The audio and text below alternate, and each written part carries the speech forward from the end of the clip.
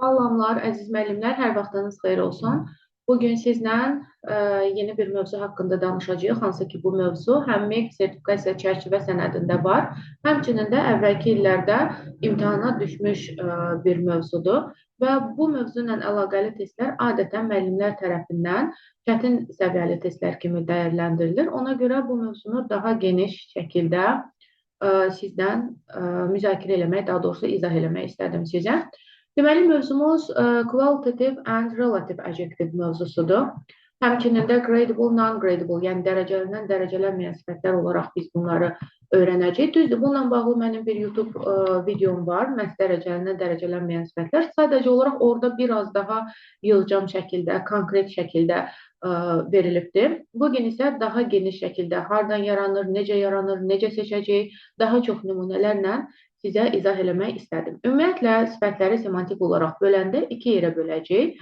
Birincisi, qualitative adjektivlərdir. Hansı ki, bu tip sifətlər hansısa bir varlığı, emosional, fiziki və digər keyfiyyətlərini bildirir. Yəni, keyfiyyət bildirən sifətlərdir. Və keyfiyyət bilirsiniz ki, dəyişkən olan bir şeydir. Nəyinsə də görünüşü, necəliyi dəyişə bilir. Ona görə də bu sifətlərin böyük bir hissəsi, baxın, hamısı demirik, böyük bir hissəsi gradable, yəni dərəcələnə bilən sifətlər olur. Ümumiyyətlə, biz sifətləri bölərkən müəllimlər, qualitative sifətlər haqqında danışanda deyirik ki, qualitative sifətlər adətən dərəcələnə bilən sifətlər olur. Ona görə də əvvəlcə biz bu qualitative adjektivlərə nələr daxildir, hansı sifətlər daxildir, onları öyrənəcəyik ki, imtahanda da sifətlə bağlı, sifətin dərəcələnməsi ilə bağlı bir sual gələndə biz onun öhdəsindən gələ bilək. Dedik ki, qualitative adjektivlər fiziki xüsusiyyət bildirirlər. Məsələn, wide or heavy, yəni geniş, ağır və s. fiziki bir xüsusiyyət. Görünüş bildirə bilərlər. Məsələn, beautiful deyəcəm, attractive deyəcəm. Rəng bildirə bilərlər, forma bildirə bilərlər, emosional bir durum, tired, bored kimi yorğundur və s. Və bir də münasibət, opinion bildirən sifətlər, məsələn, amazing və s. bu tip beautiful, bu tip sifətlərdir. Və bu sifətlər, müəllimlər, dedik ki, nədir? Keyfiyyət dəyişkən olduğuna görə bu sifətlərin böyük hissəsi dərəcələnən olur, amma hamısı yox. Və onların ifadə elədiyi keyfiyyət, yəni az ya da çox ola bilər. Buna görə onları biz nə edirik? Dərəcələyə bilərik. Təkrar vurğulayıram, amma hamısını yox. Və bir də relative adjektivlər var. Qualitative başa düşdük, hansı növlər ora daxildir və nələri bildirir. Relative adjektivlər isə biz bunlara ümumiyyətlə Azərbaycanca qualitative adjektivlərə keyfiyyət bildirən sifətlər, relative adjektivlərə isə nisbi sifətlər deyirik. Yəni, bu tip relative adjektivlər maddə, material, mənşə, zaman, funksiyanı bildirirlər və adətən dərəcələnməyən sifətlər olurlar. Yəni, bu materialdır, bir hansısa bir əşyanın materialını bildirirsə, hardan gəldiyini, mənşəyini bildirirsə, növünü ya da funksiyasını bildirirsə də, bu xüsusiyyətlər dərəcə ilə ölçülmür. Buna görə də relative adjektivlər həmişə demək olar ki, non-gradable adjektivlər olur. Yəni, bunlar varlığın nəyə aid olduğunu, nədən hazırlandığını, hardan gəldiyini, nə vaxtla bağlı olduğunu, nə üçün istifadə olunduğunu bildirir. Və bu sifətlər dərəcə qəbul eləmir və həmçinin dərəcə qəbul eləmirsə, əlbəttə ki, comparative and superlative degree-də işlənmir. Bunlara daxildir material bildirənlər, mənşə, zaman, dövr, məqsəd, növ, kateqoriya bildirən sifətlər. Nümunələrinə baxacağıq. Məsələn, wooden. Wooden materialını bildirir, taxtadan olduğunu bildirir və yaxud da Italian hardan gəldiyini bildirir və yaxud da monthly zaman bildirən bir adjektivdir. Bax, burada hamısını qeyd eləmişdik növlərdə. Və bu tip, deməli, sifətlər dərəcələnməyən sifətlərdir. Məsələn, siz bunların qarşısında, bunları müqayisə və üstünlük dərəcəsində görmədiyiniz kimi, qarşısında dərəcə bildirən sözdə istifadə eləyə bilməzsiniz. Məsələn, very Italian, more digital deyə bilməzsiniz. Bura qədər olan hissəni bir də tez üzərindən keçək. Dedik, iki yerə böldük. Qualitative adjektivlər, hansı ki, görünüş bildirir, fiziki xüsusiyyət, rəng, forma, formanın xüsusi vurğulayacağım burada. Emosional vəziyyət və yaxud da opinion bildirir. Bunlar dərəcələnən sifətlərdir, əksəriyyəti. Relativ adjektivlər isə dedik ki, material, mənşə, məqsəd və s. bildirir və dərəcə ilə ölçülmədiyinə görə dərəcələnməyən sifətlərdir. Sonra gəldik gradable adjective. Gradable adjectives yəni dərəcələnə bilən sifətlərdir. Dərəcələnə bilən sifətlər artırılıb azaldıla bilən keyfiyyətləri bildirirlər. Bu sifətlər gücləndirici və zəiflədici zərflərlə işlənə bilirlər.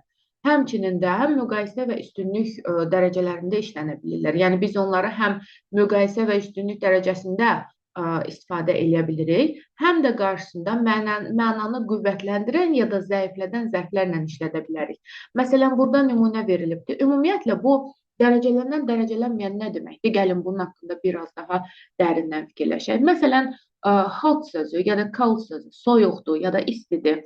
Biz buna bu dərəcələnə bilər. Yəni, biraz soyuq deyə bilərik, çox soyuq deyə bilərik, aşırı soyuq deyə bilərik, həddindən artıq isti deyə bilərik və yaxud da bu otaq digərindən daha soyuqdur, bu otaq digərlərinin içərisində ən isti olandır deyə bilərik. Yəni ki, biz bunları dərəcələyə bilərik.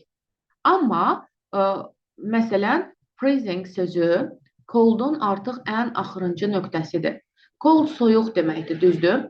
Soyuq dərəcələnə bilir. Yəni, cold sözü dərəcələnir. Biraz soyuq, çox soyuq deyə bilirəm.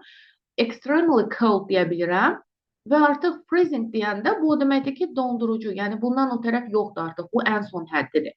Artıq mən freezing sözünü dərəcələyə bilmirəm, az dondurucu, çox dondurucu deyə bilmirəm, soyuğu deyə bilirəm, amma freezing yox. Deməli ki, cold dərəcələnə bilən sifət olur, freezing isə dərəcələnə bilməyən sifət olur və yaxud da hot, fairly, rather, very, extremely, yəni ki, xeyli soyuq, olduqca soyuq, çox soyuq, həddindən artıq bağışlayın, isti deyə bilirəm. Amma boiling deyəndə artıq bundan o tərəfi yoxdur. Bu son həddir. Son hədd olan sifətlər non-gradable olur. Yəni, dərəcələnə bilməyən sifətlər olurlar. Və dərəcələnə bilən sifətlərlə işlənən gücləndiricilər bunlardır. Məsələn, very deyə bilərsiniz, so deyə bilərsiniz, highly, rather, quite, pretty, terribly. Yəni, əgər siz məcbur deyilsiniz ki, sizə cümlədə hansı sifət dərəcələnə bilən sifətdir və yaxud da hansı cümlədə dərəcələnə bilən sifət işlənib deyə soruşursa da, siz onun qarşısında very, extremely və yaxud da really görsəz, başa düşürsünüz ki, bu sifət deməli dərəcələnə bilir ki, mən onun qarşısında dərəcə bildirən söz götürmüşəm. Dərəcələr bilmirəm. Məsələn, dead, ölü. Bu sözün qarşısında siz very deyə bilməzsiniz. Çox ölü, az ölü ya da kimyəvi maddədir. Çox kimyəvi, az kimyəvi deyə bilməzsiniz. Yəni ki, bu gücləndirici zərflər nələrlə işlənir? Dərəcələnə bilən sifətlərin qarşısında işlənir. Və eyni formada zəiflədici zərflərdən də istifadə edə bilərik. Zəiflətsə bunlar da, yəni dərəcə bildirirlər də. Məsələn, a bit deyə bilərik, somewhat, fairly, slightly, biraz daha zəif deyirik. Amma ki, məsələn, a bit hungry, biraz acam, çox acam deyə bilərsiniz, lap çox acam, həddindən artıq çox acam və s. Bunlar dəyişə bilir. Və həmçinin də bu sifətlər, dedik ki, müqayisə və üstünlük dərəcəsində işlənə bilərlər. Məsələn, cold, colder, coldest. Çəkici ilə düzələ bilərlər və yaxud da more ya da most hissəcikləri ilə düzələ bilirlər, əgər çox hecalıdırlarsa. Ümid edirəm ki, dərəcələnə bilən sifətləri başa düşdük. Bu sifətlərdir, hansı ki, dərəcə qəbul edirlər, müqayisə və üstünlük dərəcəsində işlənə bilərlər və həmçinin dərəcə bildirən zərflər onların qarşısında istifadə edilə bilər. Bir də var non-gradable adjectivlər, yəni bunlar dərəcələnə bilməyən sifətlərdir. Bunlar intensivlik, dərəcə baxımından dəyişmirlər. Tam, maksimum, qəti və ekstrem keyfiyyət bildirən sifətlərdir. Biz bunları iki yerə böləcəyik.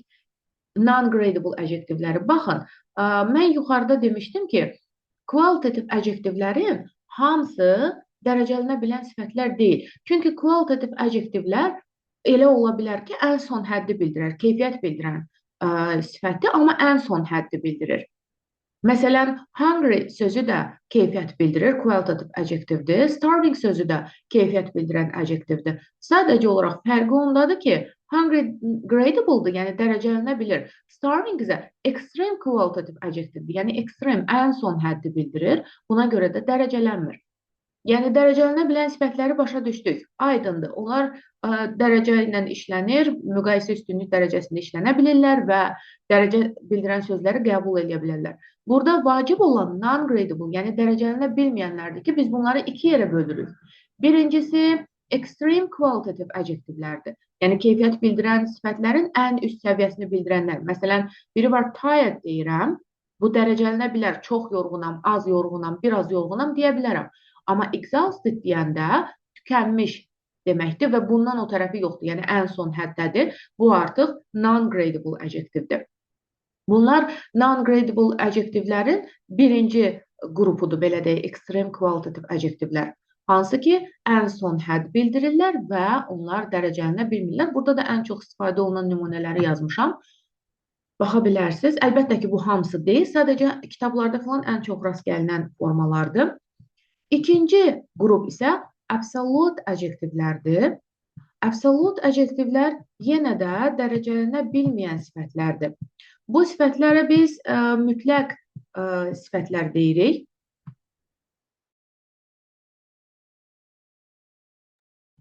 Mütləq sifətlər deyirik. Məsələn, dead, alive, unique, single, whole, vital, chemical və s. kimi. Bunların da əlbəttə ki, növləri var. Və bu tip sifətlər ümumiyyətlə dərəcələnmir, mütləq sifətlər. More ya da most ya da very kimi dərəcə bildirən sözlərlə işlənmirlər. Yəni bu sifətlər bir anlayışı, hansısa bir anlayışı tam, bütöv, dəyişməz və yaxud da maksimum səviyyədə ifadə edirlər. Və tam qəti olduqlarına görə orta ya da artan dərəcədə işlətməyə ehtiyac qalmır. Yəni bunların anlamları tamamlanmış və yaxud da ayrılmaz bir halı bildirir. Məsələn, dead, məsələn, full və yaxud da son hədd bildirirlər. Və bunlar dərəcə bildirən zərflərlə yox, sadəcə mənanı qüvvətləndirən adverblərlə, yəni vurğulama məqsədi ilə, mənanı gücləndirən, vurğulama məqsədi ilə işlənən zərflərlə işlənə bilirlər. Məsələn, absolutely, completely, totally, utterly və s. Biri var ki, yuxarıda dərəcə bildirən zərflərlə işləndir, dərəcələnə bilən sifətlər. Məsələn, mən cold deyirəm, very cold deyirəm, çox soyuq deyirəm. Amma ölüyə çox ölü deyə bilməzsiniz. Və yaxud da evli qadın deyirəm, evliyə çox evli deyə bilməzsiniz. Yəni, bu gücləndiricilər dərəcə bildirir. Xeyli deməkdir, çox deməkdir, olduqca deməkdir, eləcə də bu zəiflədici zərflər.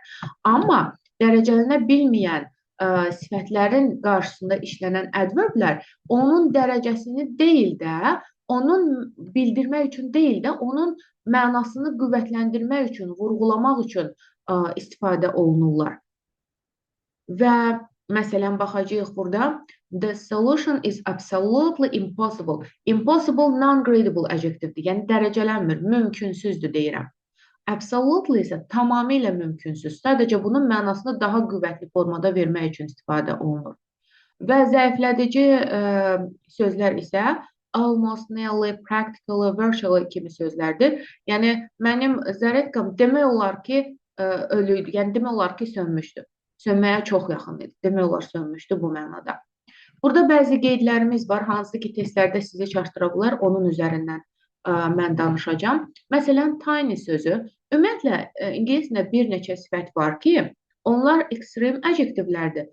Amma bəzən danışıqda o qədər onlar dərəcələnib işləniblər ki, artıq onların rəsmi şəkildə qəbul olunmuş bir dərəcə göstəriciləri var. Müqayisə və üstünlük dərəcədə işlənə bilirlər ki, onlardan biri tiny'dir. Testlərdə rastınıza çıxacaq. Yəni, normalda tiny, bilirsiniz ki, kiçik, small sözünün ən ekstrem həddini bildirir. Yəni, biri var small, smaller, the smallest deyə bilərik. Tiny isə onun ekstrem formasıdır. Yəni, ən xırda formasıdır və bu normalda dərəcələnmir və very ilə işlənmir. So, absolutely tiny deyə bilərik. Mənanı sadəcə qüvvətləndirmək üçün. Amma istisna olaraq müqayisə və üstünlükdə işlənə bilir. Tinier, the tiniest deyə bilirik. Rast gəlinir buna, diqqət edəcəksiniz. Sonra bir də bəzi adverblər var ki, onlar eyni zamanda həm gradable, həm non-gradable sifətlərlə işlənə bilirlər. Həm dərəcələnən, həm dərəcələnməyən sifətlərdə. Məsələn, really onlardan biri və ən çox istifadə olunanıdır ki, hansı ki, həm dərəcələnən, həm dərəcələnməyən sifətlə işlənir. Əlbəttə ki, dərəcələnən sifətlərlə işlənəndə dərəcə bildirəcək. Dərəcələnməyən sifətlərlə işlənəndə isə emphasize, yəni ki, vurğulama, qüvvətləndirmə kimi istifadə olunacaq. Məsələn, she is really tired deyirəm. Tired yorğun deməkdir və dərəcələnən sifətdir. Və dərəcələnən sifətlə işləndiyinə görə mən buna həqiqətən yorğun, çox yorğun mənasında tərcümə eləyəcəm. Çox soyuqdur, həqiqətən çox soyuqdur kimi tərcümə eləyəcəm. Olduqca soyuqdur, dərəcə bildirəcək. Amma non-gradable adjektivlərlə işlənəndə həqiqətən kimi, inanılmaz dərəcədə həqiqətən, yəni bu həqiqətən möhtəşəmdir. Həqiqətən mümkünsüzdür kimi tərcümə eləyəcəm mən bunu və yəni hər iki qrup sifətlərlə də işlənə bilər. Daha bir qeydimiz var burada. Quite sözü də həmçinin həm gradable, həm non-gradable adjektivlərlə işlənə bilər. Bu zaman məna fərqi olacaq. Dərəcələnən bilən sifətlərlə biraz, xeyli kimi tərcümə eləyəcəm, dərəcə bildirəcəm. Məsələn, biraz acam, acı hiss elədim və yaxud da biraz asandır, olduqca, xeyli asandır kimi tərcümə eləyəcək. Non-gradable adjektivlərlə işlənəndə isə tamamilə kimi tərcümə eləyəcək, mənanı qüvvətləndirəcək. Biri var səhv, biri var tamamilə səhv. Mümkünsüz, tamamilə mümkünsüz. Sadəcə güclü vurğulama ifadə eləmək üçün istifadə olunur. Həmçinin də rather, pretty, to, bəzi hallarda almost and nearly də həm gradable, həm non-gradable adjektivlərlə işlənə bilir və yenə də əgər gradable adjektivlərlə işlənəndə dərəcə bildirir, non-gradable'larla işlənəndə isə vurğulama bildirir, mənanı qüvvətləndirmək üçün istifadə olunur. Məsələn, bir dənə tired sifətini götürmüşəm, dərəcələnə bilən bir sifətdir. Rather tired deyirəm, yəni xeyli yorğun görünürdü, olduqca yorğun görünürdü, demək olar ki, yorğun idi kimi tərcümə eləyəcəm bunları. Biri də var ki, non-gradable adjektivlə perfect, non-gradable adjektivdir. Rather perfect artıq tamamilə kimi tərcümə eləyəcəm. Mənanı qüvvətləndirmək üçün istifadə eləyəcəm. Eləcə də pretty perfect, too perfect, almost perfect. Demək olar ki, mükəmməl idi. Yəni, bunlar həm dərəcələnən, həm dərəcələnməyən sifətlərlə işlənən sözlərdir. Və digər, mən sizə dedim ki, başqa bir videoda var dərəcələnən, dərəcələnməyən sifətlərlə bağlı. Həmin videonun linkini də bu videonun alt hissəsinə yerləşdirəcəm. Əgər istəsəz, həmin videoya da keçid edib daha fərqli formada, orada biraz daha başqa materialdan istifadə eləmişik. Onu da həmçinin izləyə bilərsiniz. Hər birinizə imtahanda uğurlar.